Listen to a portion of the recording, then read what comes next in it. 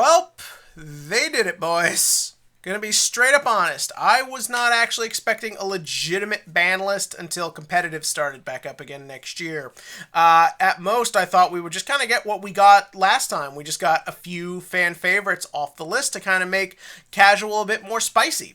But Konami went ahead and just did it. They made a legitimate ban list that I think is kind of a nice compromise between not wanting to destroy people's new shit, but also putting in check things that are pissing people off online. So, as is always the case, we're going to go through it. We'll start off with banned and move to unbanned, because there's some interesting stuff in unbanned that we'll save to the end.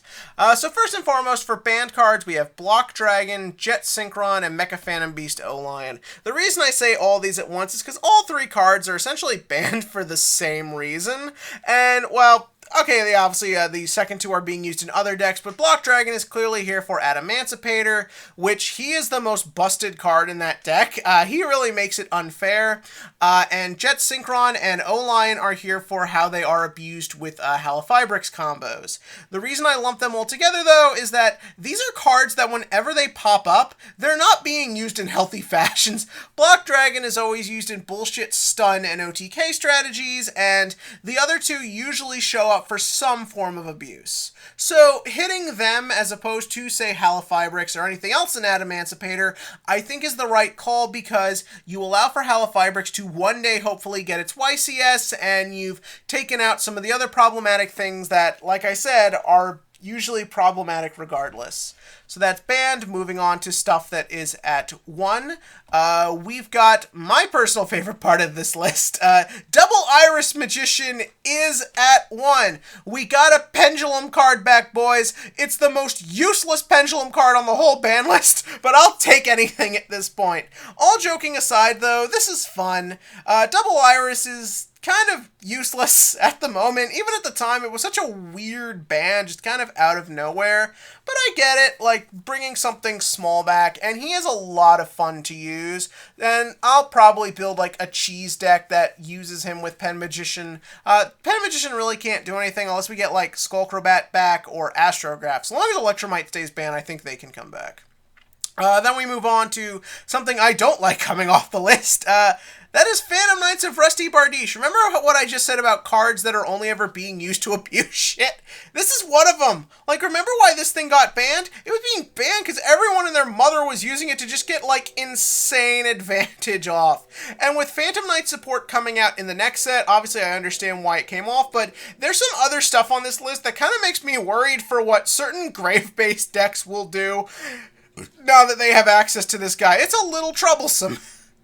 Then we have, speaking of which, Called by the Grave is at 1. Now, I'm going to be straight up honest with you. I haven't been following competitive a lot lately, but I do know a lot of what's going on in the meta, and was this needed?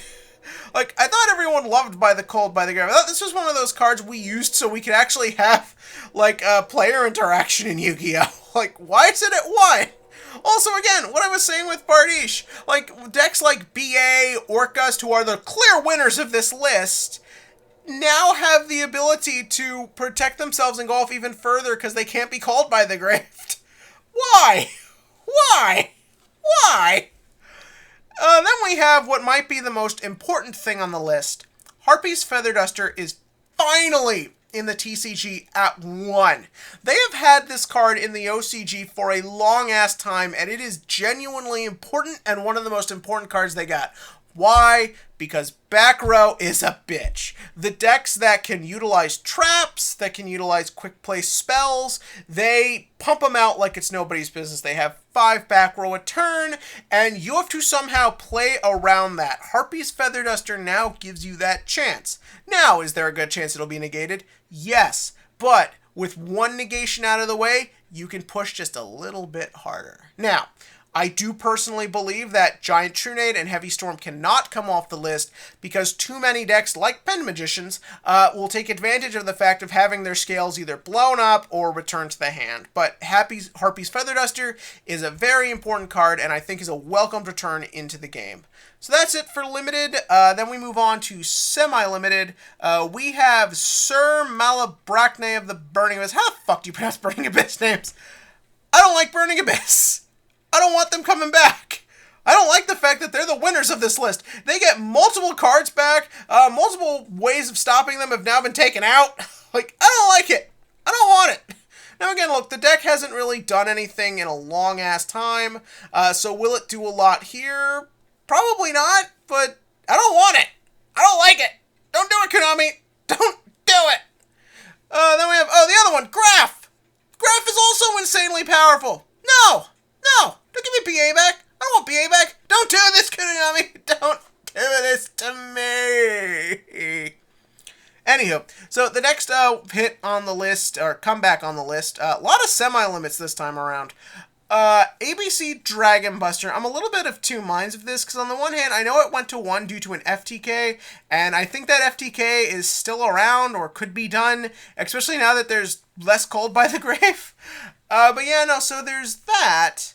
But there's also the fact that the Union Link is around and kicking and popular, and when you combine Union's best boss monster with their best support card, I kind of worry for what's going to happen, but at the same time, I know a lot of people who love ABCs. They love the simplicity and how it allows them to experiment, and also they love the fact it's a budget option that can give you a lot of good results, so yeah, I understand both sides of it, so we'll have to see what happens this one. Finally, for semi-limits, Totally Awesome is back at 2. Some people don't like this. A lot of people hate Toad. A lot of people want it banned. I can't bring myself to hate this card because I played Toad Hero back when that was a thing like forever ago. So I can't bring myself to say I hate the card, but I do get why people don't like it. It is degenerate. It can be insanely powerful, but we'll have to see what happens with this one. In a world where there's no YCSs, I think now is the time to see what could happen if you just, like, toss a rock and see where it lands. Finally, we have unbans, and there's kind of some crazy shit here. First up is MAKYURA, the Destructor. This card was a bit before my time, but if I'm correct, it's here for, like, bullshit OTK crap that probably doesn't even work anymore with Yu-Gi-Oh's power level. Cards like this kind of just don't really have a place anymore because deck builds are so tight that I can't really see anyone doing anything with this thing, but if they do, we'll wait and see. You know, at this point, I'd almost be impressed if this thing did become powerful again, considering the way the game is right now. Next, we have something I thought I'd never fucking see. Tour Guide from the Underworld is at 3.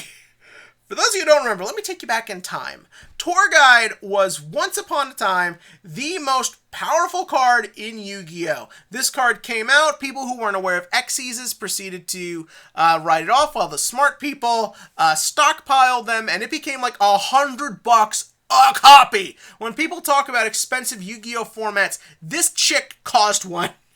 She made Wind Up Zenmane's the best card in the game. Sangam was insanely powerful, all because of her.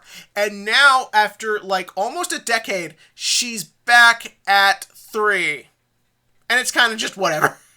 Every deck has a tour guide now. Everything can special summon from the deck. Everything can make toolbox plays. So realistically, does her coming back mean much?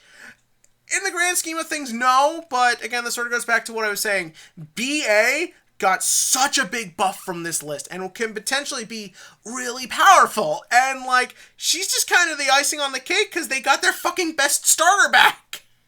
Plus, like, she can be utilized with Orchest and other dark attribute just based strategies. So, seeing her come back, it's a little worrisome for those of us who remember the power of BA. So, I don't know about this one. This could be a problem. We'll see where things go. Then we have EVIGISHKI GUSTKRAKEN. This one is here for, I believe, some sort of FTK hand loop.